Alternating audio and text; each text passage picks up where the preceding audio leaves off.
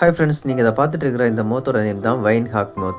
இதை வந்து silver strip hack மோத்துன்னு சொல்கிறாங்க. இந்த இன்செக்ட்ஸ் ரொம்பவே ஃபாஸ்ட்டாக பறக்கிற இன்செக்ட்னு சொல்கிறாங்க. அதாவது இது ஏசியா, ஆப்பிரிக்கா, யூரோப் மற்றும் ஆஸ்திரேலியா போன்ற நாடுகளில் காணப்படுது.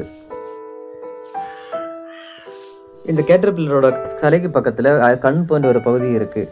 அது உண்மையாகவே கண்ணான்னு பார்த்தா கண் கிடையாது. அது கண் போன்ற ஒரு அமைப்பு மட்டும்தான். இது வந்து அதோட ப்ரெடிக்டர்ஸ் வந்து பக்கத்தில் வரும்போது அந்த அந்த அமைப்பை வச்சு அது தப்பித்துக்கொள்ள யூஸ் பண்ணுது.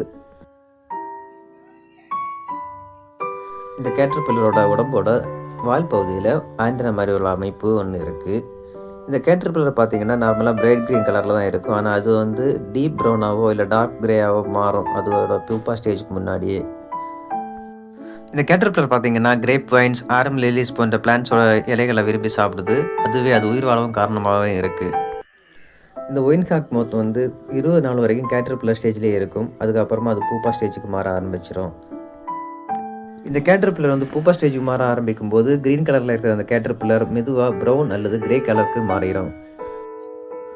பொதுவாகவே கேட்டர்பில்லர்ஸ் அதோட பூப்பா ஸ்டேஜுக்கு மாற ஆரம்பிக்கும் போது இலையோட அடியில் போய் ஒரு கூடு மாதிரி அமைச்சிக்கும். அந்த கூட்டுக்குள்ளாடியே அதோட நெக்ஸ்ட் ஸ்டேஜ் வரைக்கும் உள்ளாடியே இருந்துடும். இந்த கேட்டர்பில்லருமே அதே மாதிரி தான். அதோட ஸ்டேஜ் வந்ததுமே அது அது இலையோட அடியில் ஒரு கூண்டு அமைச்சு அந்த கூண்டுக்குள்ளாடியே போய் அமைச்சிடும். அதுலேருந்து வெளியில் அந்த மோத் வர்றது வரைக்குமே அந்த கூண்டுக்குள்ளேயே இருந்துக்கிறோம்.